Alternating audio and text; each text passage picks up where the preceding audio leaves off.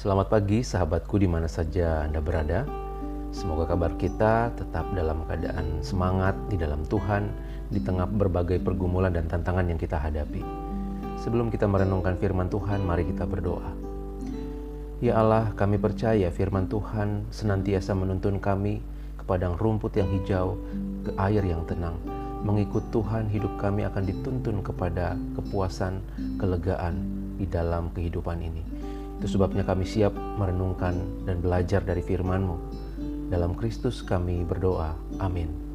Sahabatku yang dikasihi Tuhan, firman Tuhan diambil dari Mazmur 113 ayat 7.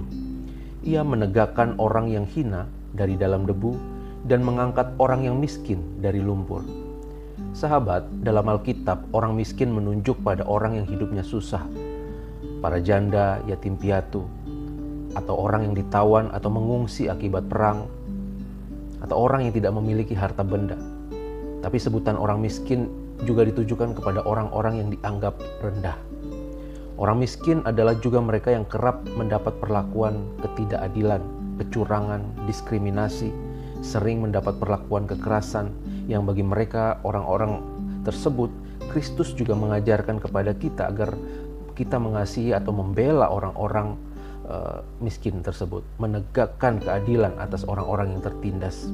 Dan barang siapa yang menindas orang lain, ia akan berhadapan dengan Tuhan sendiri. Kristus akan menjadi hakim yang adil bagi setiap orang. Sehingga dengan demikian sebenarnya dari sini kita melihat saudara, bahwa tujuan utama dari pemerintahan Allah atas semuanya adalah menegakkan keadilan dengan menolong orang yang hina dan yang miskin.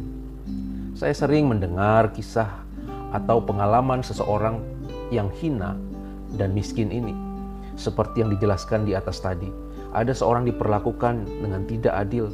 Sejak kecil sampai besar ia kerap mendapat perlakuan kekerasan dan mengalami pelecehan seksual. Berbagai trauma dan luka hati yang membekas itu membuat akhirnya seorang ini mengalami kehidupan mental yang rusak. Saya mengenal ada kerabat yang terus berusaha dihancurkan oleh orang lain.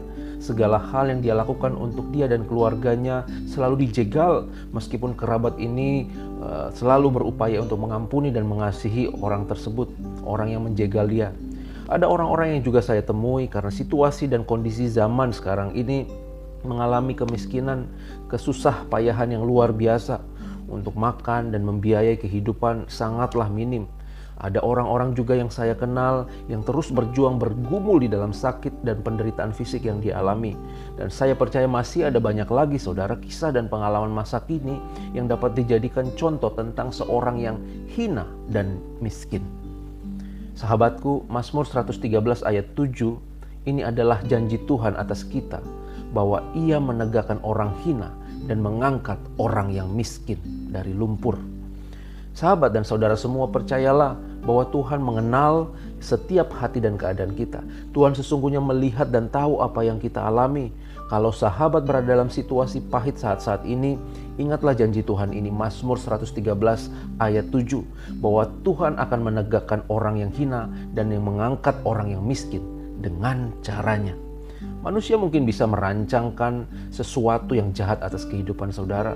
Mungkin keadaan begitu membuat kita menderita saat-saat ini. Tetapi percayalah bahwa Ia menegakkan orang yang hina dan mengangkat orang yang miskin dengan cara Tuhan. Sesuai waktu Tuhan. Dia tahu yang terbaik atas kehidupan kita. Rencana dan rancangan Tuhan indah atas kehidupan kita.